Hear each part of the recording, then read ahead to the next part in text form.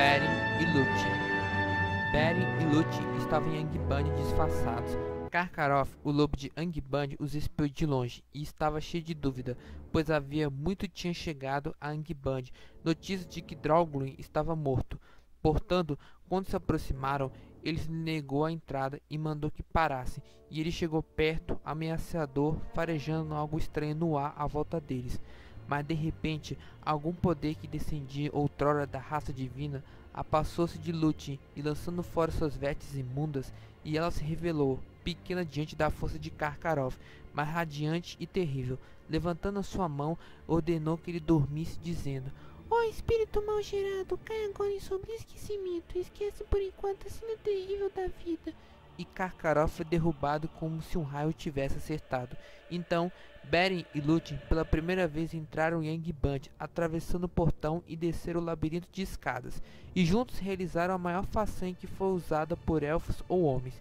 E eles fizeram que nenhum imortal ou mortal ousaria fazer, pois os dois chegaram ao assento de Morgoth em seu salão mais recôndito, que era sustentado por horror, iluminado por fogo e cheio de armas de morte e tormento. Ali, Beren se eniou em forma de lobo sob o trono dele, mas Lúthien foi despida de seu disfarce pela vontade de Morgoth, e ele debruçou sobre ela. Os olhos dele não intimidaram, e ela lhe disse seu nome verdadeiro, e se ofereceu seus serviços para cantar diante dele, à maneira de um menestrel. Então Morgoth, contemplando sua beleza, concebeu em seu pensamento uma lancharia maligna e um desígnio mais sombrio do que qualquer outro que lhe tivesse vindo ao coração desde que fugirá de Valinor. Assim, ele foi iludido por sua própria malícia, pois ele a observava, deixando-a livre por algum tempo, e tentando o prazer secreto em seu pensamento. Então, subitamente, ela escapou de sua vista, e das sombras começou uma canção de doçura tão suprema e de poder tão cegante que lhe era forçoso escutar. E sobreveio a ele uma cegueira enquanto seus olhos iam de cá para lá à procura dela. Toda a corte de Morgoth foi derrubada pelo sono, e todos os fogos se enfraqueceram e apagaram, mas as Silmarils na coroa sobre a cabeça de Morgoth brilharam de repente com uma radiância de chama branca, e o fato daquela coroa e das joias fizeram pender a sua cabeça, como se o mundo estivesse posto sobre ela, carregando de um peso de cuidados, de temor e de desejo que nem mesmo a vontade de Morgoth podia suportar. Então, Lúthien, tomando sua veste alada, saltou para o ar, a sua voz caía feito chuva numa lagoa profunda e escura. Lançou seu manto diante dos olhos de Morgoth e pôs nele um sonho, escuro com um vazio exterior onde ele caminhará sozinho.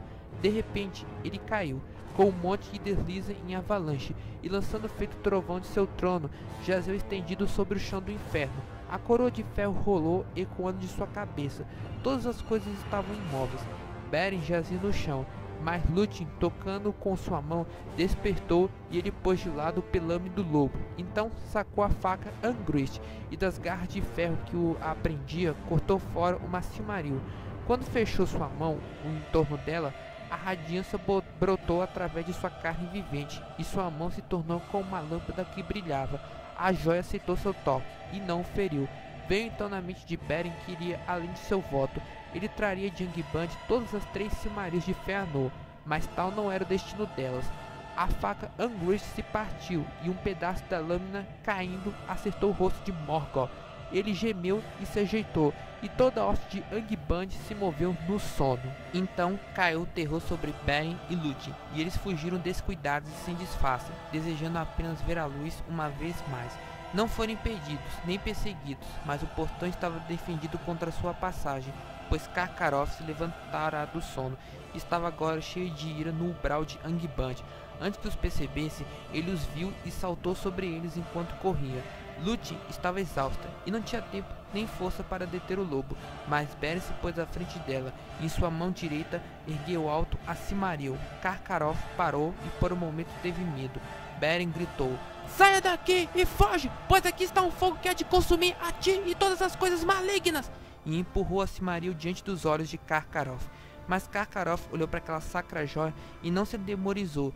O espírito devorador dentro dele despertou com súbito fogo, e abrindo a bocarra, tomou de improviso a mão dentro de suas maxilas e arrancou na altura do pulso. Então, rapidamente, todas as suas entranhas se encheram de uma chama de angústia, e a Silmaril abrasou sua carne amaldiçoada. uivando, fugiu diante deles, e as muralhas do Vale do Portão ecoavam com o clamor de seu tormento. Tão terrível se tornou em sua loucura que todas as criaturas de Morgoth que habitavam naquele vale ou estavam em alguma das estradas que levavam até lá, fugiram para longe, pois ele matava todas as coisas vivas que ficassem no seu caminho, e investiu do norte, lançando ruínas sobre o mundo. De todos os terrores que chegaram a Beleriand, a loucura de Karkaroff foi o mais tremendo, pois o poder da Silmaril se ocultava dentro dele. Ora, Beren jazia desmaiado dentro do perigoso portão, e a morte se aproximava dele, pois havia veneno nas presas do lobo. Lúthien, com seus lábios, sugou o veneno e usou seu poder que fraquejava para estacar a horrenda ferida. Mas atrás dela, nas profundezas de Angband, cresceu o rumor da grande ira que se alevantava. A hoste de Morgoth tinha despertado. Assim, a demanda da Silmaril tinha tudo para terminar em ruína e desespero, mas naquela hora, acima da muralha do vale, 3 aves poderosas apareceram, voando para o norte com asas mais velozes que o vento. Entre todas as aves e feras, as andanças e os apuros de Beren eram conhecidos, e o próprio Huan pedirá a todas as coisas que vigiassem para que pudesse lhe dar auxílio. Muito acima do reino de Morgoth, Torondo e seus vassalos se alcançaram, e vendo então a loucura do lobo e a queda de Beren, desceram velozmente enquanto os poderes de Angband se libertavam do embaraçoso do sono. Então eles ergueram Lúthien e Beren da terra e os levaram para dentro das nuvens. Abaixo deles, de repente, ouviu-se o trovão. Relâmpagos saltaram para cima, e as montanhas estremeceram. Fogo e fumaça foram arrotados das Tangorodrim, e raios flamejantes foram lançados ao longe, desabando ruinosos sobre a terra, e os Nodon Hitlum tremeram. Mas Torondo seguia seu caminho muito acima do chão, buscando as altas vias do céu, onde o sol brilha o dia todo sem véu, e a lua caminha em meio às estrelas sem nuvens. Assim passaram rapidamente sobre Urdor Numfalgler e sobre Tar Numfun, e passaram acima do vale oculto de Túlander. Nenhuma nuvem e bruma jazia ali. Olhando para baixo, Lúthien viu ao longe como a luz branca que vinha de uma joia verde a radiância da cidade de Gondolin, a bela onde Turgol habitava. Mas ela chorava, pois pensava que Beren certamente morreria. Ele não dizia palavra nem abriu os olhos, e dali em diante nada soube de seu voo.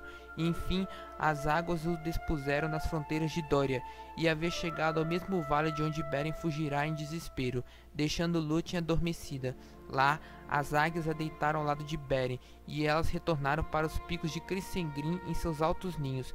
Mas Huan veio até ela, e juntos cuidaram de Beren, tal como antes quando ela o curou da ferida que Curufin lhe fizerá. Mas essa nova ferida era cruel e cheia de veneno.